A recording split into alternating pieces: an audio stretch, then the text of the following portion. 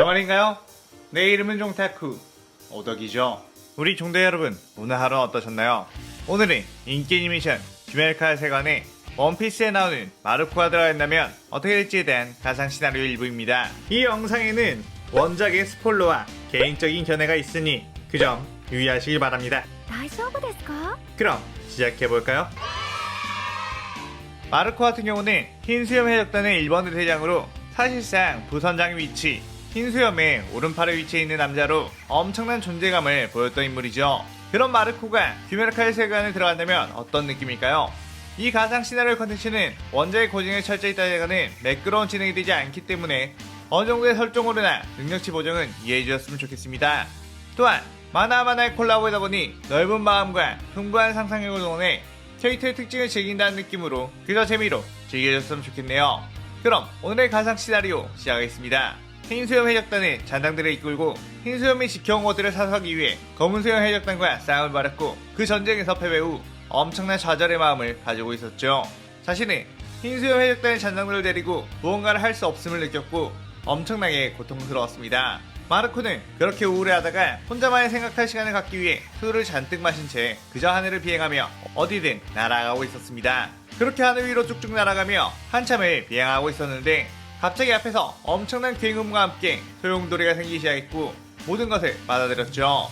마르코는 그곳에서 벗어나기보다는 그저 자포자기한 심정으로 그곳으로 오히려 들어갔고 그 폭풍에 휘말린 채 정신을 잃게 되었습니다. 눈을 떠보니 한 소년이 마치 시체가 살아난 걸 본 듯한 표정으로 엄청나게 놀랐고 그 옆에 대나무를 물고 있는 소녀 역시 눈이 휘둥그레져 자신을 쳐다보고 있었죠. 마르코는 무슨 일이지?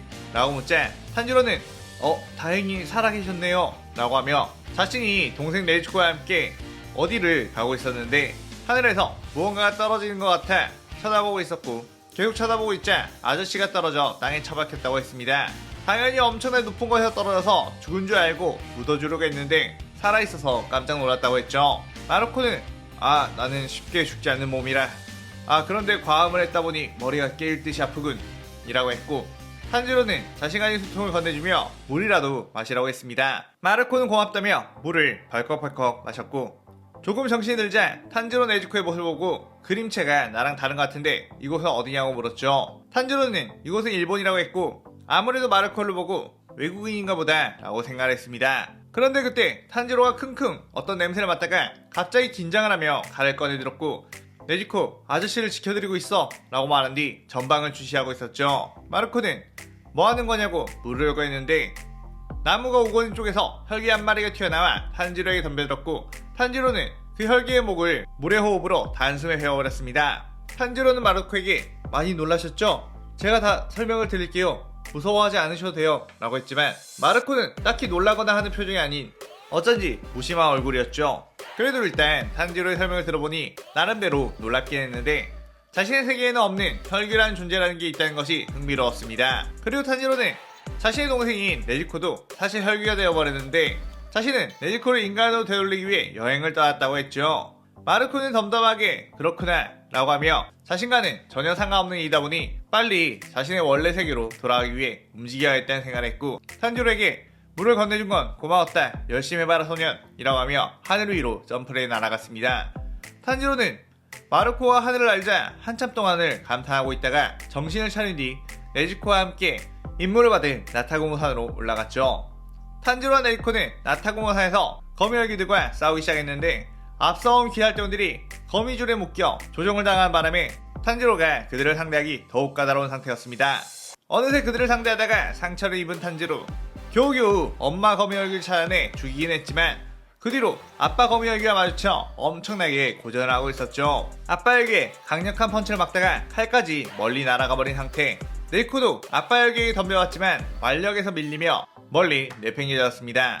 곧이어 다른 거미열기들과 하요노 루이가 나타났고 탄지로의 온몸을 거미줄로 상처를 냈죠. 네즈코가 그런 루이에게 덤벼들자 루이는 흥미롭게 보며 왜 혈기인 네가 귀살대원을 도우려 하는 거지? 라고 하다 둘이 남매라는 것을 알게 되었고 루이는 네즈코를 자신의 가족으로 삼으려고 했습니다. 하지만 네즈코가 계속 거부하자 네즈코를 공중에 매달아 오물을 하기 시작했고 탄지로는 그만두라며 소리쳤죠. 하지만 탄지로에게는 이들을 막을 수 있는 힘이 없었고 루이는 아빠 혈기에게 탄지로를 끝장내라고 했습니다. 그렇게 아빠 혈기가 다가와 탄지로를 향해 주먹을 휘두르려고 했고 이제 끝인가? 라고 생각한 탄지로. 그런데 저 하늘에서 푸른 불꽃처럼 보이는 무언가가 이쪽을 향해 내려오고 있었고 자세히 보니 양쪽에 푸른 날개를 가지고 있는 마르코가 하강에 아빠 혈기의 몸을 발로 차버렸죠. 아빠 혈기는 그 충격으로 그대로 온몸이 땅속으로 박혀버렸고 목만 땅 위로 나와 있는 상태가 되었습니다. 마르코는 탄지로에게 지금 이게 무슨 상황인 거냐고 물었고 탄지로는 저들이 네지코를 데려가 강제로 가족으로 삼으려고 한다고 했죠. 마르코는 가족이란 소리에 오 너네도 가족이란 것을 좋아하나 보군. 그런데 가족이란 것은 절대 강제로 만들 수 있는 게 아닐 텐데 라고 말했습니다. 그때 루이는 다른 혈기들에게 지금 뭐들 하는 거냐고 당장 저 녀석들을 쳐주기라고 명령을 했죠. 마르코는 심지어 말하는 거 보니 저 꼬맹이가 대장인 같은데 뭔가 이상한 가족 아니야? 라고 탄지로에게 물었고 탄지로는 아저씨 뒤를 보세요 혈기가 와요 하면서 소리쳤습니다. 그때 거미 혈기들은 마르코의 어깨를 물었고 탄지로는 이제 진짜 끝났구나 라는 생각을 했죠. 하지만 마르코의 어깨는 푸른 화염으로 변하더니 아무렇지도 않아 했고 발차기를 알려 그 혈기들을 걷어내버렸습니다. 그의 루이는 거미줄 혈기를 사용해 마르코의 온몸을 갈갈기 찢어버렸죠. 하지만 루이의 거미줄이 베어낸 마르코의 몸은 곧바로 푸른 화염과 함께 다시 재생했고 마르코는 여유롭게 웃으며 루이에게 다가갔습니다. 루이는 계속해서 거미줄을 날려봤지만 마르코에게는 데미지가 전혀 들어가지 않음을 알게 되었습니다. 마르코는 그대로 루이에게 발차기를 알려 멀리 튕겨버렸고 루이는 엄청난 위력의 발차기에 온몸의 뼈가 골절이 되었죠. 하지만 곧이어 재생을 하기 시작했고 마르코는 너네들도 재생을 할 수 있나? 라고 했습니다. 그때 탄지로는 저들의 일륜도로 목을 베지 않으면 몇 번이고 계속 재생을 한다고 했고 탄지로는 자신의 일륜도를 마르코에게 던져줬죠. 마르코는 칼을 쥐어보는 건 오랜만이군 이라고 하며 쓰러져 있는 루이의 목을 일륜도로 베었고 루이는 뭐야 이 사내 칼도 엄청나게 잘 다루잖아 라고 하며 소멸했습니다. 지금은 칼을 잘 쓰진 않지만 해적 짬밥이 몇 년인데 칼을 잘 쓰는 건 기본이지 라고 했죠. 그렇게 남아있는 거미 혈기들도 몽땅 소탕을 한 뒤 상처 입은 탄지로에게 푸른 화염을 가져다 댔습니다. 탄지로는 으악 상처를 불로 지지실 생각이신가요? 라고 하며 경악을 했다가 이 화염은 전혀 뜨겁지가 않네 라고 했고 탄지로의 상처들이 회복이 되기 시작했죠. 마르코는 이 푸른 화염은 고열이 없어. 그래서 무언가를 불태울 수는 없지. 다만 이렇게 다른 누군가를 회복시켜줄 수 있는 재생의 화염이란다 라고 했습니다. 탄지로는 정말 감사하다며 그런데 어쩐 일로 다시 돌아왔냐고 물었습니다. 마르코는 한참 동안이나 비행을 하고 있다가 네가 동생을 구하기 위해 모험을 떠나고 있다는 이야기를 곰곰이 생각해봤는데 내 예전 가족들이 떠올라서 말이야. 자기 동생을 끔찍하게 아껴 맨날 자랑을 해대던 내 동생과도 같은 녀석과 자기 가족들을 끔찍하게 아끼던 내 아버지가 생각이 났거든 이라고 하며 눈시울을 붉혔죠. 내 아버지는 도움을 받은 게 있으면 꼭 갚으라고 했기에 나는 네가 준 물 한 모금을 갚으려고 돌아온 것이다 라고 했습니다. 탄지로는 감동받아 아저씨 정말 감사합니다 라고 연신히 인사를 했고 마르코는 딱하고 고통받고 있는 사람들을 구해주던 자신의 아버지 흰수염이 생각이 나며 좋아 내가 너의 여동생을 인간으로 되돌리는 것까지 도와주고 가겠어 라고 선포를 했죠. 그때 귀살대원들의 지원이 왔고 귀살대에서 탄지로 남매를 데려오라는 명령을 받았다고 하며 그들을 귀살대 본부로 데려가게 되었습니다. 그런데 탄지로 남매를 대하는 주들의 반응은 차가웠고 함께 온 마르코에게도 뭔가 경계심을 놓지 않았죠. 귀살대 주들은 네즈코와 탄지로를 처분을 위해 재판을 시작했고 직결 처형을 해야 한다는 사네미의 과격한 행동 때문에 탄지로는 사네미에게 덤벼들게 되며 상황은 더욱 악화되어 버렸습니다. 탄지로는 자신의 동생을 혈기라는 이유 하나만으로 이야기도 듣지 않고 공격하려는 사네미에게 박치기를 시전하려고 했고 사네미는 감히 건방지게 귀살대 일반 대원이 주에게 덤벼드는 거냐며 베어버리겠다고 칼을 빼들었죠. 하지만 그 순간 중간에 마르코가 나타나 사네미의 팔목을 한 손으로 잡아채고 탄지로의 박치기를 한 손으로 막아냈습니다. 마르코는 흰수염 해적단이라는 엄청나게 거대한 해적단이 있으면서 혈기왕성한 해적들이 서로 투닥거리면서 싸우는 걸 많이 봤고 일본의 대장으로서 중재시키는 역할을 많이 맡다 보니 이러한 싸움 중재는 식은 죽 먹기였죠. 사네미는 마르코의 엄청나게 빠른 움직임과 자신의 팔을 꼼짝도 못하도록 잡고 있는 완력에 놀랐습니다. 이와 형씨들 흥분하지 말고 이럴 때는 대화로 먼저 서로의 상황 이해해보는 건 어떨까? 서로의 말을 다 들어보고 그래도 굳이 싸우겠다면 어쩔 수 없겠지만 말이야. 참고로 그래도 싸우게 된다면 난 이 소년의 편을 들 거야 라고 했고 마침 우부야시키 당주가 그때 나타나 저번에 말해 왔다며 일단 네즈코가 인간을 공개하지 않는 혈기라는 보증이 있으니 싸우지는 말라고 했습니다. 그렇게 네즈코의 재판이 끝나자 관심은 마르코에게 쏟아졌고 당신의 정체는 무엇이냐고 했죠. 그때 탄지로는 이분은 하늘에서 내려온 천사라고 했고 주들의 표정은 엄청나게 당황을 한 것 같았습니다. 무슨 천사가 저런 아저씨 얼굴이냐고 말도 안 된다고 했죠. 그러자 마르코 역시 내가 무슨 천사냐고 하면서 푸른 화염의 날개를 보여준 뒤 엄밀하게 따지고 보면 나는 불사조 인간이라고 했습니다. 그러자 주들은 입이 떡 벌어지며 그 환상의 동물인 불사조가 사실은 인간이었냐며 불사조라는 게 실존했다는 것도 놀랍지만 이렇게 생긴 인간이라는 게 더욱 놀랍다고 했죠. 마르코는 자꾸 내 외모를 지적하는 것 같은데 불사조 인간이나 천사는 어떻게 생겼어야 하는 거냐며 공개했습니다. 어쨌든 마르코가 정체를 밝히고 탄지로를 도와주려고 마음을 먹었다는 말을 듣자 불신하는 분위기가 조금씩 풀리기 시작했죠. 특히 마르코는 무장의 저주로 인해 썩어가고 있던 후야시키 당주의 모습을 보고 푸른 화염으로 치유를 했고 모든 것이 완치가 되지 않았지만 고통이 엄청나게 완화가 되며 잃어가던 시력이 조금씩 돌아왔다고 했습니다. 이러한 힘을 가진 자라면 무장 역시 대체해낼 수 있겠다는 생각에 우부야시키 당주는 당신에게 모든 지원을 다 할 테니 귀살대를 도와달라고 했죠. 마르코는 돈 같은 건 딱히 필요 없어. 그냥 나는 내 아버지가 가던 길을 가면 그걸로 만족하니까 이라고 하며 우부야시키 당주의 부탁을 들어가겠고 잠시 동안 임시 귀살병이 되어 이들을 도와주기로 하면서 이 시나리오의 일부가 끝이 나게 됩니다. 임시로 귀살병이 된 마르코는 열정적으로 나서서 혈기를 잡는 것은 아니었고 적당히 귀살대원들을 도와주며 귀살대 전체의 파워가 올라가게끔 조율하는 편이었죠. 마르코는 무심해 보이는 표정과는 다르게 왠지 모르게 다른 귀살대원들 주들과 쉽게 친해지게 되었고 형씨거리면서 농담도 자주 주고받곤 했습니다. 또한 마르코는 연애 자체도 꽤나 호탕하게 즐기는 편이었기에 많은 이들에게 호감을 사기도 했죠. 마르코는 이곳에서 주들과 어울리며 흰수염 해적단에 서는데 흰수염과 함께 있던 나인들이 떠오르기도 하며 감상에 접근했습니다. 그러나 어느 날 마르코는 무한열차에서 승객들이 실종, 그걸 조사하러 간 귀살대원들도 실종이 되었다는 소리에 탄지로와 함께 지원을 하게 되었고 그곳에서 미리 타있던 염조 랭곡 교주로와 만나게 되었죠.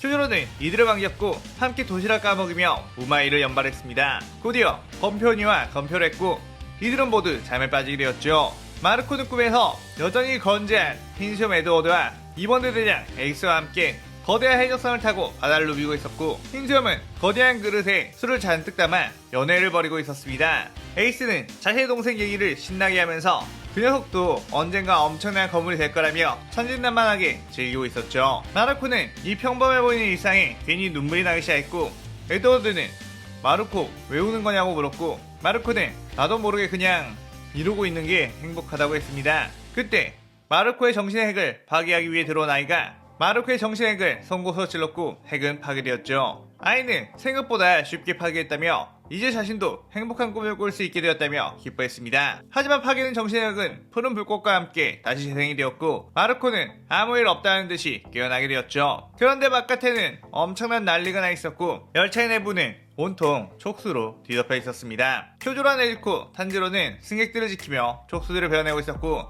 마르코는 열차 밖으로 나가보니 열차의 지붕 위에 한 혈기가 있는 것이 보였죠. 마르코는 엠모에게 네가 그 꿈을 꾸게 해준 녀석이냐며 다시 한번 그 꿈을 꾸게 해주지 않겠냐고 물었고 간만에 정말 기분 좋은 꿈이었다고 했습니다. 그러자 엠모는 물론 좋은 꿈 꾸게 해주겠다며 혈기설서 마르코를 재웠고 마르코는 꿈에서 또다시 흰수염과 에이스를 만나게 되었죠.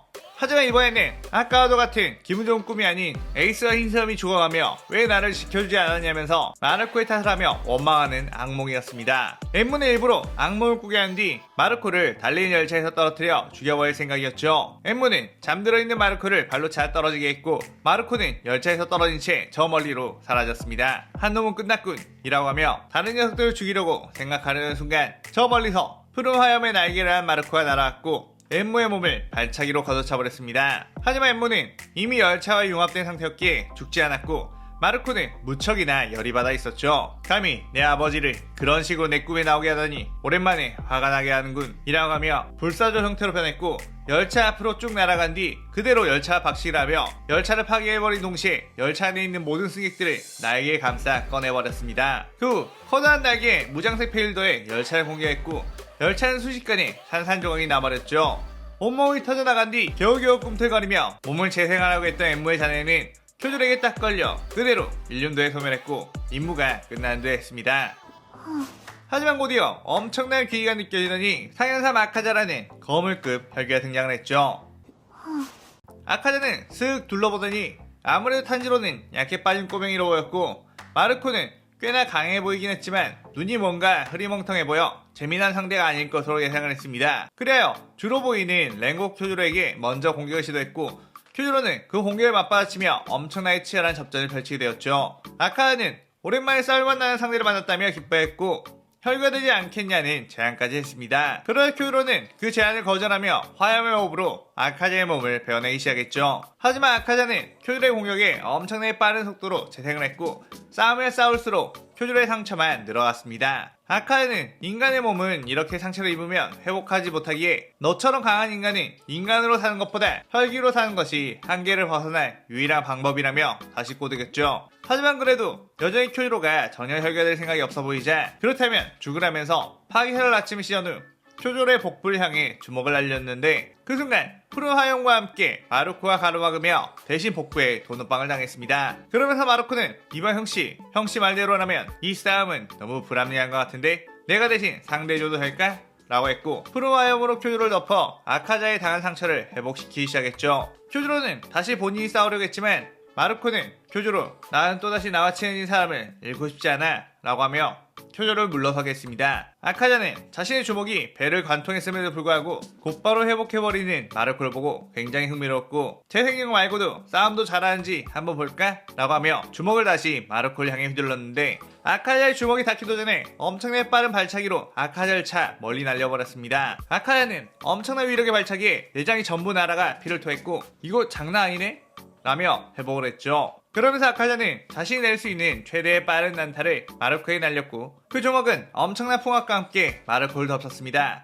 하지만 마르코는 견문색 패기로 그 주먹을 간발의 차이로 슥슥 피해내며 다가갔고 엄청난 채술 실력으로 아카자를 때려눕히기 시작했죠. 하지만 아카자는 이런 공격이라도 나는 얼마든지 재생해서 다시 싸울 수 있다면서 재생을 하려고 했고 마르코는 거대한 푸른 화염의 날개로 아카자의 몸을 찢어버린 후 그 몸을 푸른 화염으로 뒤덮고 있자 혈기를 재생하려는 세포와 마르코의 재생하려는 능력이 겹치게 되었고 재생력에서 훨씬 우월한 마르코의 물꽃이 아카자의 재생력을 집어삼키게 되었죠. 그러자 아카자는 자신이 그렇게 믿고 있던 혈기의 재생력이 무너지며 소멸하기 시작했습니다. 그 광경을 지켜보던 탄지로와 쿄조로 역시 엄청나게 놀랐고 아카자가 형체도 없이 사라져버리자 상현의 혈기를 잡은 것은 엄청난 성과라며 기뻐했죠. 그렇게 무한열차 임무에서 돌아온 마르코와 탄지로는 곧이어 유곽 임무를 향해 가게 되었는데 유곽에 잠입을 하기 위해서는 여장을에 깊이 들어가야 했기에 마르코는 여장에 어울리지 않아 밖에서 망을 보는 역할을 했고 탄지로와 제니치, 이노스케만이 잠입을 하게 되었습니다. 임무 중 탄지로가 가장 먼저 다키와 마주치게 되었고 싸움이 벌어졌는데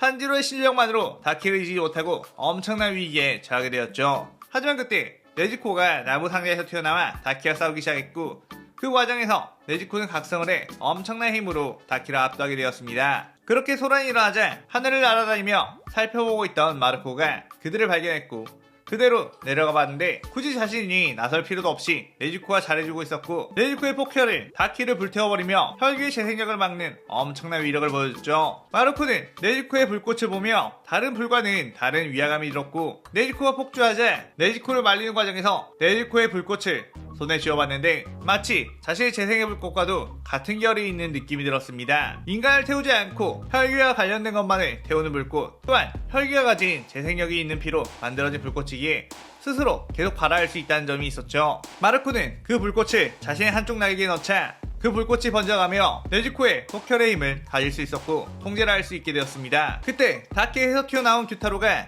마르코를 낫으로 공격을 했고 규타로의 독이 마르코의 몸속에 퍼졌지만 마르코의 초고속 재생 앞에서 곧바로 분해가 되어버렸죠. 마르코는 새롭게 얻은 폭혈의 날개를 휘두르자 깃털 모양의 불꽃들이 규타로에게 날아갔고 규타로는 엄청난 고통 속에 몸이 불타버리기 시작했습니다. 폭혈의 힘과 마르코의 재생화염이 더해지자 꺼지지 않는 불꽃이 되었고 규타로 다키는 엄청난 고통 속에서 모든 세포가 불타 사라지게 되었죠. 마르코는 혈기를 소멸시킨 데에는 네지코의 힘만큼 좋은 게 없어 보인다며 일륜도를 사용하는 것보다 이쪽이 훨씬 편하다고 했습니다. 그렇게 단기간에 상현3과 상현6의 혈기를 소탕해버린 마르코 그 성과를 높이산 무베시 당주는 마르코에게 주의 자리를 임명하겠다고 했고 생명의 주 생주라는 이름을 내리게 되었습니다. 모두의 축하 속에 조금은 얼떨떨한 느낌이 든 마르코. 기분 좋은 김에 다같이 술이나 한잔하자며 모두와 함께 술을 마시며 즐겼고 모두가 생주 마르코의 이름을 외치며 기뻐했습니다.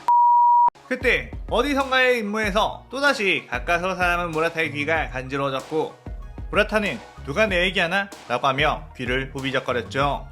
그렇게 며칠 후 마르코에게 코알룬주가 급하게 찾아왔고 마르코는 무슨 일이냐고 물었습니다. 코알룬주는 굉장히 조급한 표정으로 사실 충주 코초 시노부씨가 어떤 임무에 나가게 되었는데 뭔가 불안하다고 했죠. 마르코는 좀 더 자세히 물어봤고 시노부는 지금껏 언니 카나에를 죽인 혈기를 찾기 위해 엄청나게 노력을 했었는데 드디어 그 혈기를 찾았다고 하는 말을 들었다고 했습니다. 그 혈기는 어떤 사이비 교주로 위장이 있는데 여자들을 위주로 신도로 받기 때문에 그곳에 신도로 위장해서 들어간다고 했고 츠유코인, 카나와 연주 칼로지 미치루와 함께 그곳으로 떠났다고 했죠. 마르코는 주가 2명이 나간 거면 뭐 크게 문제될 건 없지 않냐고 했지만 시노부는 자신들에게 마치 작별 인사를 한 듯한 말을 했고 다시는 돌아오지 않을 것처럼 행동을 했다고 했습니다. 그 혈기에 죽은 화족 카나이는 주들 중에서도 엄청나게 실력이 높았기에 그런 카나이를 죽인 혈기라면 최소 상현이 높은 급의 혈기일 거라고 생각이 된다고 했죠. 그러자 마르코는 상현사 마카자가 염주교조로를 압도했던 실력을 가지고 있었다는 게 떠올랐고 그곳이 어디냐고 물은 뒤 불사조 형태로 변해 하늘로 날아가며 이 시나리오 2부가 끝이 나게 되죠. 연주 미치리와 충주 시노부 그리고 카나오는 만세근학교가 있는 마을로 찾아갔고 조심스레 예배 시간에 맞춰 들어갔죠. 시노부는 도마의 얼굴을 보자마자 엄청나게 심장이 쿵쾅거렸고 흥분을 했지만 겨우겨우 참아내고 있었고 도마의 설교를 듣던 카나오는 조용히 저 사람이 하고 있는 말들은 전부 거짓말인 것 같아요 라고 했죠. 미치리는 저 교주라는 사람이 잘생기긴 했지만 도무지 정이 안 간다며 흔치 않게 싫어하는 모습을 보였습니다. 설교가 끝나고 도마는 오늘 온 아름다운 새신자 아가씨들을 자신의 방으로 불러오라고 했고 이들은 도마의 방에 들어가게 되었죠. 도마는 시노부에게 혹시 나에게 어떤 불만이 있느냐고 웃으면서 물었고 시노부는 관자놀이가 빠직하며 그게 무슨 소리냐고 물었습니다. 그러다 도마는 아무리 화를 참고 있어도 나에 대한 저기가 엄청나게 느껴진다고 했고 그 나비 모양의 장식이 굉장히 낯이 익는다고 했습니다. 그러면서 너무나도 상냥한 아이였는데 오늘따라 보고 싶네 라고 하자마자 시노부는 화를 참을 수가 없었고 그대로 도우마에게 벌레 호흡으로 공격을 했습니다. 시노부의 공격에 중독된 도우마는 잠시 동안 고통스러워했고 미치리는 생각보다 쉽게 끝났다며 좋아했는데 도우마는 조금 있다가 멀쩡하게 소화해내버렸고 철부채를 들어 이들에게 날렸죠. 얼음 혈기술이 사방으로 퍼지며 덮쳤고 그녀들은 겨우겨우 피해내긴 했지만 문제는 그 다음부터였습니다. 도우마에게 접근하려고 하면 사방에 펼쳐놓은 미세한 냉기 열정 때문에 호흡이 막혔고 억지로 호흡을 쓰려고 하면 폐가 얼어버릴 것 같았죠. 도마는 자신에게 접근하지 못하고 있는 그녀들에게 계속해서 원거리 공격을 날리며 가지고 놀고 있었습니다. 애초에 자신은 귀삭대 검사들이 아무리 많이 모여도 질 거란 생각을 하지 않았죠. 오늘은 맛좋아 보이는 강한 여자들을 3명이나 모을 수 있게 되어서 너무나도 기분이 좋다고 했고 조금씩 그녀들을 압박하며 체력을 빼놓았습니다. 그러자 시노부는 결의에 굳힌 듯이 자신이 희생해서 잡아먹힐 테니 그때 도우마를 꼭 죽여달라고 부탁했고 카나와 미치리는 서로 자신이 먹히겠다고 했죠. 그러자 시노부는 한숨을 쉬며 난 지금까지 독을 먹어왔기에 인간 독폭탄이라 먹힌다는 거고 너희는 아무것도 아니니까 내가 희생이 되는 것이 맞다고 설득을 했습니다. 그러자 그래도 시노부가 죽는 건 싫다고 광광 눈물 흘리는 미치리와 시노부가 죽는다는 소리에 식은땀을 광광 흘리는 카나오였죠. 시노부는 그들에게 무운을 빈다고 하며 도우마에게 덤벼들었고 도우마의 냉기 열정이 폐에 들어가기 시작하며 피를 토했습니다. 하지만 그 순간 천장이 무너져 내리며 폭혈의 화염이 내려와 냉기 열정을 전부 태워버렸죠. 아가씨들 무사하지? 라고 하며 등장한 마르코. 마르코는 오기 전에 레이코에게 들려 폭혈의 불꽃을 받은 뒤 한쪽 날개에 심어두고 귀살대 까마귀의 안내로 쭉 날아오게 된 것이었습니다. 마르코는 폭혈의 날개로와 푸른 화염의 날개로 시노부를 감싸 안았고 미치리는 지금 시노부 씨에게 애정 표현을 할 때가 아니에요 라고 소리쳤고 그 옆에서 카나오 역시 엄청나게 식은땀을 흘리며 당황했죠. 마르코는 당황하며 아니 애정 표현이 아니야 회복시켜주는 거라고 라며 억울해했습니다. 폭혈로 시노부 몸속에 있는 도마의 혈기술을 태우고 도마에게 베인 상처들을 푸른 화염으로 재생을 시켜준 마르코는 괜히 민망해하며 미치리와 카나오의 상처도 치유를 해준 뒤 도마가 있는 쪽을 쓱 봤죠. 도마는 넌 뭐하는 녀석이냐며 한참 미녀들과 놀고 있는데 방해한 녀석은 정말 불쾌하다며 정색을 했습니다. 그러면서 얼음 헬기술을 마르코에게 날리자 마르코는 그 얼음이 자신에게 날아오든 말든 날개를 펴고 뛰어가 도마를 발로 찾고 도마는 그대로 벽을 뚫고 저 멀리 날아갔죠. 도마는 일어나 몸을 털어내고 다시 재정비를 하려고 했는데 어느새 마르코가 옆에 다가와 엄청난 채술로 도마를 좁히기 시작했고 폭혈의 날개로 도마의 온몸을 불태우기 시작했습니다. 도마는 자신의 얼음으로도 꺼트릴 수 없는 화염에 엄청난 고통을 느꼈고 아무리 두려움이라는 감정을 모르고 살았던 도마였지만 끊임없이 불타는 고통에는 크게 소리치며 몸부림을 칠 수밖에 없었죠. 그렇게 약해져 있던 도마에게 미치리와 시노부, 카나오가 뛰어와 자신들의 호흡을 써서 공격을 했고 도마의 목을 날려버린 데 성공했습니다. 시노부는 드디어 언니 카나의 원수를 갖게 되었다며 펑펑 눈물을 흘렸고 미치리는 그런 시노부를 보고 따라서 펑펑 울었고 카나오 역시 자신의 마음을 표현할 수 있게 되며 눈물을 흘렸죠. 마르코는 계속 울고만 있는 세 여자들 틈 속에서 한참을 난감해했습니다. 그렇게 귀살대로 돌아간 이들은 이제 상현의 혈기들도 얼마 남지 않았으니 조금 더 힘내면 무장까지 닿을 수 있을 거라며 사기를 충전했죠. 그 뒤 혈기를 태워버린 남자가 나타났던 것에 무자는 잔뜩 쫄아있어 무한성에 꽁꽁 숨어 있었는데 출세하기 위해 귀살대를 배신한 큐브스테이크가 혈기들에게 좋은 정보를 알려주겠다고 했고 사실 그 폭혈을 쓰는 남자는 네지코라는 혈기의 힘을 받아서 강해진 건데 네지코라는 혈기만 없으면 그 남자는 아무것도 아니라고 했습니다. 그리고 네지코라는 혈기는 태양까지 극복한 특별한 혈기라고까지 말을 해버렸죠. 그 말이 무자의 귀에 들어가자 드디어 태양을 극복한 혈기가 나왔고 어쩐지 자신의 저주가 통하지 않는 혈기라는 점에서부터 특별한 아이라고 생각했다고 했습니다.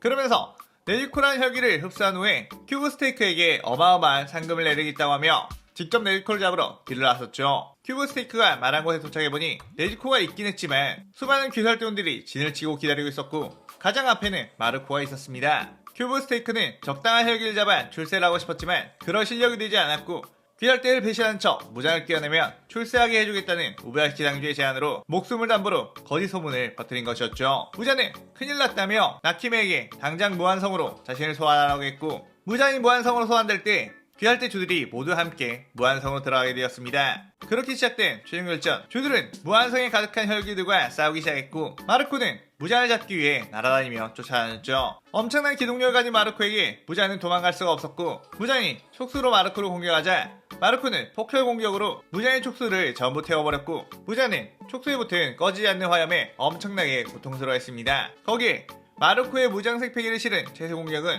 엄청난 파괴력으로 무자를 좁히기 시작했고 무자는 혼비백산한 상태로 추하게 일방적 구타를 당하게 되었죠. 이 폭혈의 힘만 없다면 어떻게든 재생해서 이 녀석이 지칠 때까지 싸워볼 수 있을 텐데 라고 생각하던 무잔. 그런데 마침 마르코가 가진 폭혈의 힘이 사라져버렸고 무자의 몸에 붙은 불꽃도 사라지게 되며 다시 재생이 되기 시작했습니다. 마르코는 이게 무슨 일이지? 라고 생각했는데 귀살대 까마귀가 인간으로 되돌아갔다고 소리를 쳐서 폭혈이 사라진 까닭을 알게 되었죠. 그동안 타마요가 인간으로 되돌리는 약을 개발하고 있었고 처치한 12개월들의 피를 통해 결국에 성과를 내었던 것이었습니다. 마르코는 네지코가 인간이 됐더니 참 다행이라며 기뻐했는데 무자는 유일하게 나를 압도할 수 있는 폭혈이 사라졌으니 이젠 나의 차례인가? 하며 수많은 촉수를 뻗어 마르코를 공격했고 마르코는 폭혈이 없다고 해서 내 녀석이 당할 것 같지 않은데? 라고 하며 무장색 패기를 휘감은 닭발차기로 무자의 온몸을 여전히 난타해버렸습니다. 무자는 고통스러워하면서도 즉시 재생을 했고 태양을 제외한 그 어떤 것도 나를 죽일 수 없다고 하며 자신감을 내뿜었죠. 그 시점 주들은 상현호 교쿠와 상현사 한텐구 그리고 상현의 코코시보와 엄청나게 치열한 접전을 펼치고 있었고 각자의 호흡으로 하나하나 퇴치를 해내고 있었습니다. 상현호 교코는 하주 무이치로와 음주 우지 텐겐이 함께 힘을 합쳐 쓰러뜨렸고 상현사 한텐구는 사주 오버나이와 수주 기우, 연주 미치리가 맡아 처치를 하게 되었습니다. 상현의 코코시보 같은 경우는 굉장히 강력한 전투력으로 자신의 덤벼든 귀살대 슈들을 압박했는데 그 과정에서 풍주 사나미가 희귀어를 사용해 코코시보를 취하게 만들었고 강력한 공격력을 지닌 암주 교메이와 염주 큐드로가 끊임없이 공격을 했죠. 아무리 강력한 상현일지라도 주들이 함께 모여 힘을 합쳐 공격을 하자 서서히 무너지기 시작했고 결국에 소멸하고 말았죠. 다시 마르코의 시점. 마르코는 재생력 하면 나도 꽤나 자신 있는데 그럼 누가 먼저 재생력이 떨어지는지 한번 대결해볼까? 라고 하며 무장의 공격을 피하지 않고 그대로 받아쳤고 무장 역시 계속 마르코의 공격을 받아가면서 치열하게 처맞고 있었죠. 하지만 마르코의 엄청난 공격력 한방 한방은 무한성 내부에 금이 가고 부서지게 했으며 어느 틈에 나킴에도 주들에게 잡혀 퇴치를 당하는 바람에 모두가 밖으로 내보내지게 되었습니다. 무자는 밖의 시장을 보고 곧 동이 터오를 것 같은 느낌이 들었고 보안성이 무너졌기에 이대로 마르코와 계속 싸우면 안 되겠다는 생각을 했죠. 곧바로 무자는 빤스런을 준비한 후 도망갔는데 마르코가 그것을 놓칠 리가 없었고 엄청난 속도로 따라붙으며 무자의 주변에 빙빙 돌았습니다. 무자는 내가 증거서를 할 테니 이젠 그만 싸우자고 하며 설득을 해보려고 했지만 마르코는 씩 웃으며 무자는 푸르마염의 날개로 감싸는 뒤 하늘 높이 쭉쭉 올라갔죠. 무자는 그런 마르코에게서 벗어나려고 계속 공격을 해봤지만 마르코의 몸은 무자의 공격에도 푸르마염과 함께 재생을 해버렸고 그저 여유로웠습니다. 그렇게 계속해서 하늘로 올라가자 어느새 태양이 떠오르기 시작했고 그 둘은 엄청난 태양빛과 함께 불타오르기 시작했죠. 무자는 태양의 빛을 직격탄으로 맞아 그대로 울부짖으며 손해냈고 마르코는 푸르하염과 함께 불사조 형태가 되며 퍼덕이고 있었습니다. 마르코는 서서히 지상을 향해 내려가며 승리를 환호하고 있는 귀살대의 모습을 보면서 흰수염 해적단 붕괴로 인해 엄청나게 나가버린 자존감을 다시 되찾게 되었고 흰수염이 물려준 유산을 지키며 유지를 받들어야겠다는 생각을 했습니다. 다시 한번 가족과도 같은 끈끈한 동지애를 가지게 되며 힘을 합쳐 무언가를 이루어냈다는 것에 저보려고 했던 모험심이 다시금 불타오르게 되었죠. 귀살대 상주 무바야시키는 오랜 수고이던 무잔을 퇴치했으니 귀살대를 해체하고 수고해준 모두 이들에게 많은 상여금을 주었고 특히 가장 많은 활약을 해준 생주 마르코에게 평생을 놀고 먹고 할 수 있는 돈을 주겠다고 했습니다. 하지만 마르코는 그것을 거절하며 나는 이쪽 사람이 아니니 그저 마지막으로 호화로운 연애를 다같이 즐기면 그걸로 만족한다고 했죠. 마르코는 그 후 이들과 거한 연애를 즐긴 뒤 생주로서 마지막 인사를 하고 하늘 높이 승천하며 자신의 세계로 돌아갈 길을 찾아 떠나면서 이 시나리오가 끝이 나게 되죠. 마르코가 네지코의 폭발의 능력으로만 싸우게 된다면 또 너무 사기적으로 무잔을 끝낼 수 있기 때문에 후반부에는 마르코의 능력으로만 무잔을 처치하는 전개를 해봤는데 여러분들의 마음에 드셨으면 좋겠네요. 오늘의 가상 시나리오에 대한 감상평 많이 남겨주시고요. 저는 다른 시나리오를 들고 찾아오겠습니다. 오늘 영상 즐겁게 보셨다면 구독, 좋아요, 알림 설정 누르는 거 잊지 마시고요. 그럼 오늘은 이만 사요나라.さようなら。